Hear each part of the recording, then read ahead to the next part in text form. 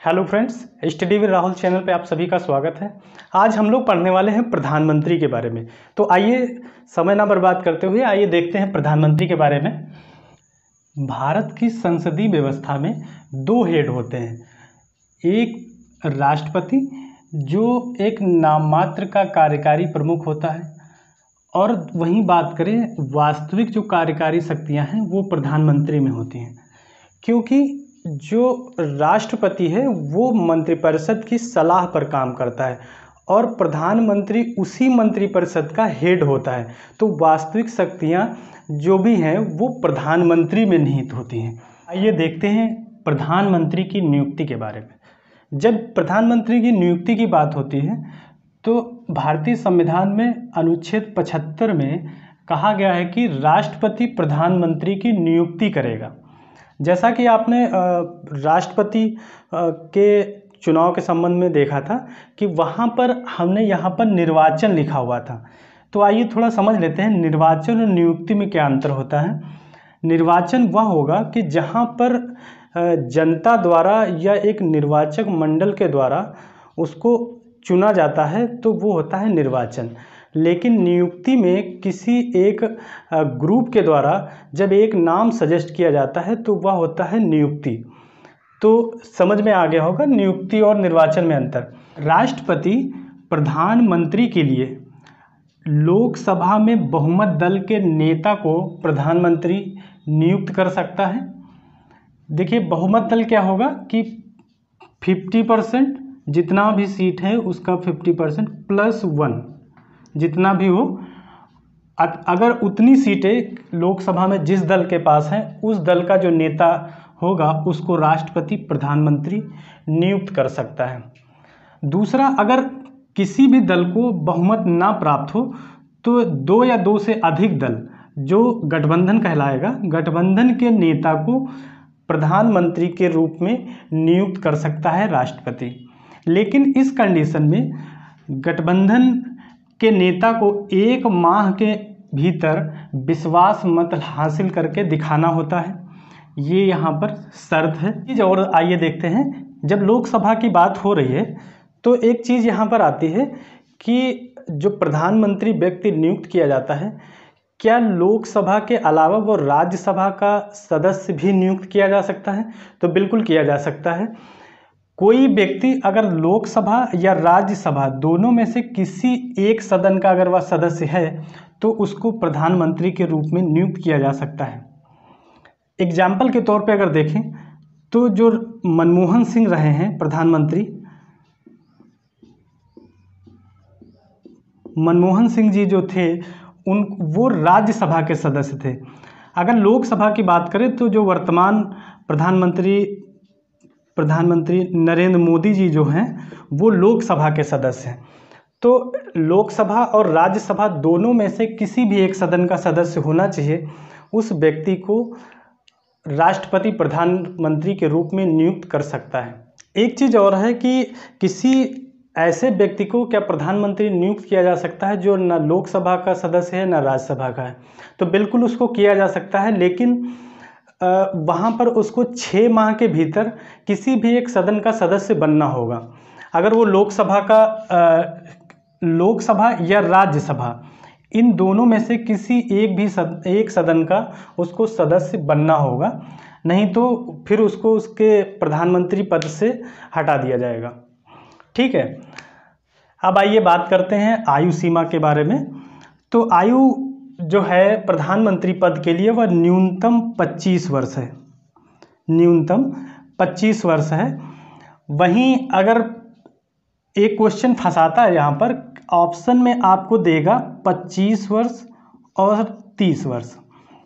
हमने यहाँ पर बात की कि लोकसभा का या राज्यसभा का सदस्य होना चाहिए, तो आपको पता है कि लोकसभा के लिए न्यूनतम जो उम्र है वो 25 वर्ष है, वहीं राज्यसभा का सदस्य चुनने के लिए 30 वर्ष है। तो अगर न्यूनतम की कभी बात करें तो 25 सही होगा, लेकिन अगर ऑप्शन में आपको 25 नहीं मिलता है तो वहाँ पर 30 आपका सही होगा, क्योंकि यहाँ पर आपने देखा है कि लोकसभा और जो राज्यसभा है इन दोनों में से किसी एक का सदस्य वह हो सकता है। तो कहने का मतलब ये भी हो जाएगा और ये भी हो जाएगा। लेकिन अगर कभी न्यूनतम पूछे और दोनों ऑप्शन में रहे तो आप 25 को टिक करेंगे। ठीक है। अगर आयु अधिकतम की बात करें तो अधिकतम इसकी कोई सीमा नहीं है, कोई लिमिट नहीं है, किसी भी उम्र का व्यक्ति प्रधानमंत्री पद के लिए नियुक्त हो सकता है। आइए बात करते हैं शपथ के बारे में। शपथ की बात करें तो राष्ट्रपति के द्वारा उसको उसके पद की गोपनीयता की शपथ दिलाई जाती है, इसको याद रखेंगे। अगला पॉइंट है कार्यकाल। कार्यकाल जो है प्रधानमंत्री को वो सामान्यतः 5 वर्ष होता है। दूसरा बात आती है यहाँ पर कि राष्ट्रपति के प्रसाद पर्यंत कार्य करता है। प्रसाद पर्यंत का मतलब यह है इच्छानुसार, राष्ट्रपति की इच्छानुसार। लेकिन इसका ये बिल्कुल मतलब नहीं है कि राष्ट्रपति जब भी चाहे प्रधानमंत्री को उसके पद से हटा सकता है। ये उसी कंडीशन में करेगा जब प्रधानमंत्री पद पर जो व्यक्ति है वो लोकसभा में अपना बहुमत खो दे, तो उस कंडीशन में राष्ट्रपति उस व्यक्ति को प्रधानमंत्री के पद से हटा सकता है। तो जो ये प्रसाद पर्यंत है, इसका मतलब यही है कि उसके इच्छानुसार प्रधानमंत्री अपने पद पर बना रहता है। सामान्यतः 5 वर्ष, क्योंकि लोकसभा जो है, लोकसभा के सदस्यों का कार्यकाल 5 वर्ष होता है। तो जब तक लोकसभा में सदस्य बने रहेंगे और उनका बहुमत रहेगा तब तक प्रधानमंत्री भी अपने पद पर रहेगा। तो ये हुई इसके कार्यकाल की बात। अगर वेतन और भत्ते की बात करें तो इसका निर्धारण संसद के द्वारा किया जाता है। संसद के द्वारा जो लोकसभा सदस्य या संसद के जो भी सदस्य हैं उनके जो वेतन व भत्ते का निर्धारण है वो उन्हीं के द्वारा किया जाता है। अब देखिए, वहीं उनके द्वारा अपने लिए ही और खुद ही उसका निर्धारण करते हैं। चलिए ठीक है। तो जो प्रधानमंत्री है, प्रधानमंत्री के लिए जो लोकसभा या राज्यसभा के जो सदस्य को जो वेतन भत्ता मिलता है वो वेतन उसको भी मिलेगा। कुछ भत्ते जो अलग से प्रधानमंत्री के लिए होते हैं उन भत्तों को वो प्राप्त करता है अलग से। बाकी वेतन की बात करें तो वो जो संसद के सदस्यों को मिलते हैं वही वेतन प्रधानमंत्री को भी मिलता है। ठीक है। आइए बात करते हैं शक्तियों की। अगर प्रधानमंत्री के शक्ति और कार्य की बात करें तो पहला है कि जो मंत्रिपरिषद होगी, जो मंत्रिपरिषद राष्ट्रपति की सलाह के लिए थी, उसकी जो बैठक होती है उसकी अध्यक्षता करता है प्रधानमंत्री। तो यह इसका पहला कार्य हुआ। दूसरा कार्य है इसका कि नियुक्ति संबंधी राष्ट्रपति को सलाह देना। नियुक्ति संबंधी राष्ट्रपति को सलाह यह देता है कि किसी जैसे मंत्री का विभाग बदलना है या किसी व्यक्ति को मंत्री के रूप में नियुक्त करना है, तो ये सब जो सलाह है वह राष्ट्रपति को प्रधानमंत्री देता है। दूसरा, अगला बात करें, राष्ट्रपति को लोकसभा विघटित करने के लिए कह सकता है। प्रधानमंत्री जब चाहे राष्ट्रपति को सलाह दे सकता है कि लोकसभा को विघटित कर दिया जाए, या अपना इस्तीफा दे करके लोकसभा को विघटित कर सकता है प्रधानमंत्री। तो ये इसके कुछ कार्य थे, महत्वपूर्ण कार्य। अगर अन्य कार्यों की हम बात करें तो योजना आयोग, जो योजना आयोग जो वर्तमान समय में नीति आयोग के नाम से जाना जाता है। अगला, राष्ट्रीय विकास परिषद, राष्ट्रीय एकता परिषद, अंतर्राज्यीय परिषद, राष्ट्रीय जल संसाधन परिषद, इन सभी का प्रधानमंत्री अध्यक्ष होता है। ठीक है। तो ये जितनी भी यहाँ पर परिषद लिखी हुई हैं इन सब का प्रधानमंत्री अध्यक्ष के रूप में कार्य करता है। आपने कई बार देखा होगा कि योजना आयोग के अध्यक्ष के बारे में पूछ लेता है कि पहले अध्यक्ष कौन थे।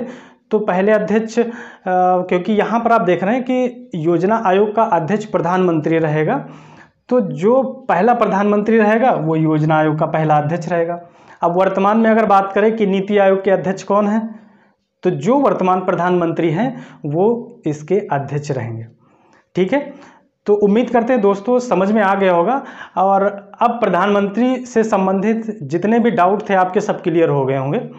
तो दोस्तों मिलते हैं अगले वीडियो में। अगर वीडियो अच्छा लगे तो लाइक करें और चैनल को सब्सक्राइब करें। धन्यवाद दोस्तों।